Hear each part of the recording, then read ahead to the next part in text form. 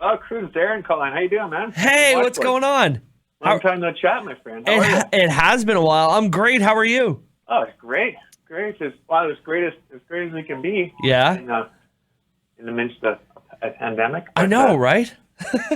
Yeah, it just feels so strange. Like in some instances, it feels like very little time has passed. Like talking to you, I'm like, oh gosh, it seems like yesterday. But it has actually been more than a year. So yeah, that's crazy. It's gone by so quick, yet not. Oh, so yeah, you I was just feeling nostalgic here because like doing some cooking for my kids before they go to school. And I looked over, I saw Pacific sea salt I'm using for their eggs and hash browns, and I was like, I'm going to talk to Chris on the other coast, and I was like, is it weird to be sort of regionally proud of the salt I use on my kids' cooking? You know what? That's a great thing to be proud of. I love our Pacific and Atlantic salts, and you got so much variety, right? yeah. Now, you guys have been crazy busy. Mm-hmm. Yeah. So I'm reading this. You guys recorded 2 videos in 48 hours. Yes. Yeah. It's a weird thing because we didn't. If you recall, Doc Rock video was a fan-based video, and that was out of necessity because the pandemic hit. We had a video shoot all planned, ready to go, cast, director, production. We were ready. Time was allotted, and pandemic hit and shut everything down. So we had a really cool idea about the fan video for Doc Rock, and our fans really showed up and sent thousands of videos, and we made a really cool, interesting fan-based video for Doc Rock. We didn't want to do the same thing for the next video, so I was thinking, well, if we are going to shoot a video and able to, if we don't get shut down, let's film 2, and just make it so that if we do get shut down in early next year, which would be right now, we wouldn't be stuck. So sure enough, there are some more lockdowns coming down, and who knows what would happen. But we do have 2 videos. So there's a really cool opportunity to have us through like a thread. So think of it as a mini Netflix series, kind of like Yellowstone, except maybe less plot. But we're really excited about it. And the cool thing is we get to share with our fans with a live chat on Tuesday. Now, what kind of scheduling goes into something like this? 48 hours, you must be tight deadlines. Yeah, it was a tight shoot. We had all day. We had little actors that were working with us. Were just troopers. It was cold. It was an all-nighter the one night, and they were troopers, and we can't thank them enough for all the work they've put in. But we went straight from that to a mini tour that spanned a couple provinces, and basically COVID chased us and shut down the day after we played the various provinces in November. Oh no! Yeah, I mean we're playing. It was very strange. I don't know if you've ever played in a plexiglass box, but I have now. Is that something new for you? Well, these days, anyways. Yeah. No, playing in a plexiglass box, what kind of challenges does that bring on stage? Because obviously you guys are very interactive with each other, and you got to kind of play off each other. How do you make that work? Well, it's a lot harder to high five the people in the front row. Yeah. So that's one thing. But to be honest with you, we have such a connection between David and Chris and I that singing really brings us together, and it's sort of, we don't almost even need to see each other to be able to do that. We kind of feel each other through the voices.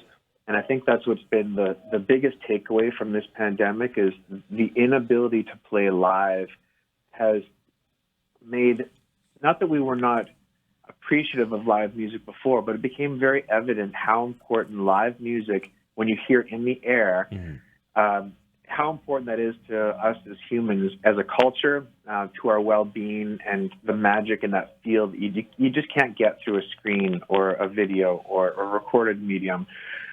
It's something that that you literally need to be there to experience, and it sends the chills down and gets you feeling something that they can't be felt any other way. Mm-hmm. Now, when you think of live music like that, for you, what's one of the best shows you've ever gone to see? I recall, and this is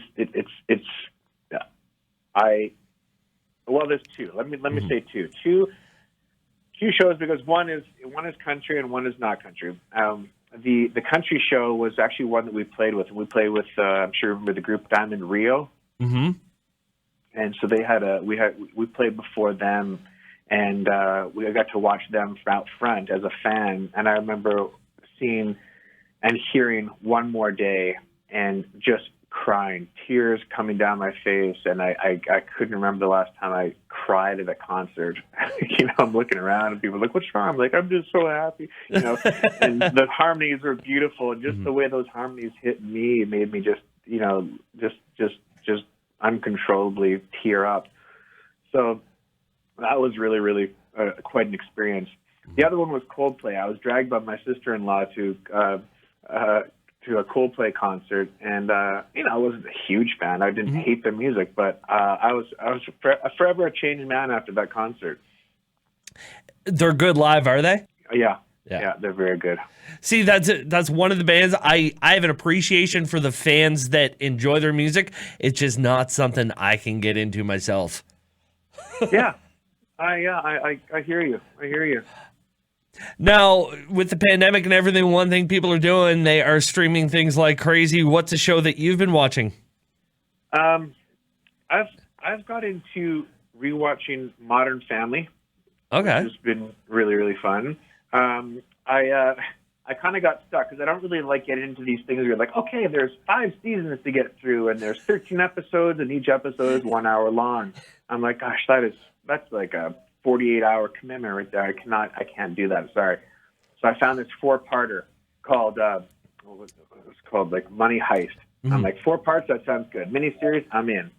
Started watching it, and of course the plot gets in, the story's great, and then I realized I'm well past episode 4. I'm into 5, 6. If there's 13, I'm like, okay, let's get to 13. There's 20 minutes left in the 13th episode, so I'm now invested in 13 hours of the show until I realized that it's not 4 parts.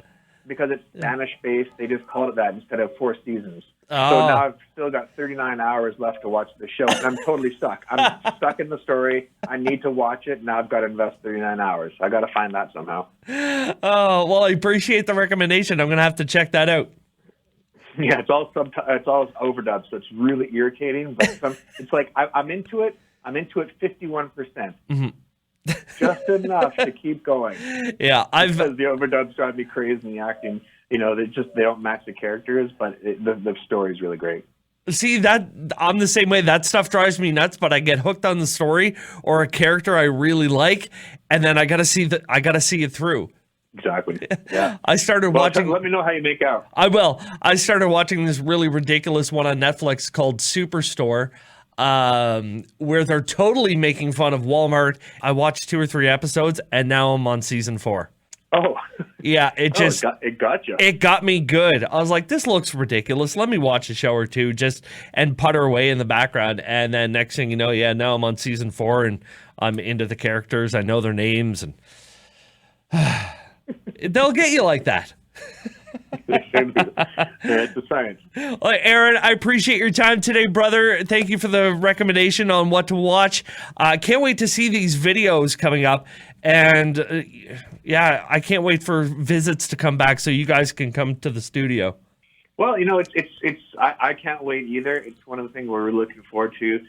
In the meantime, we do have that live stream for our double video premiere, which I don't think has been done before. And that happens all on Tuesday at 12 p.m. Pacific, 3 p.m. Eastern, which would actually be, 4 o'clock your time on February 23rd. So the easiest way to do that is to subscribe to our YouTube channel, and you get notified when it is. We're going to have a live chat. We're going to be hanging out. The 3 of us will be together and chatting with our fans and just sharing some stories, sharing some little tidbits behind the videos. And then it goes directly into the world premiere of If She Only Knew, followed by Never Run Out of Road. And the viewers don't have to do anything. They just have to click that one link and they're taken right through the journey.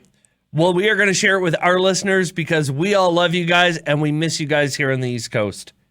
I know it's been a real tough time for you Nova Scotians out there, and we're thinking about you. We love that area. We cannot wait to get back, and we miss you all.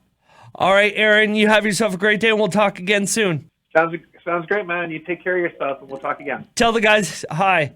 I sure will. I sure will, man. Bye-bye. Take care. Bye-bye.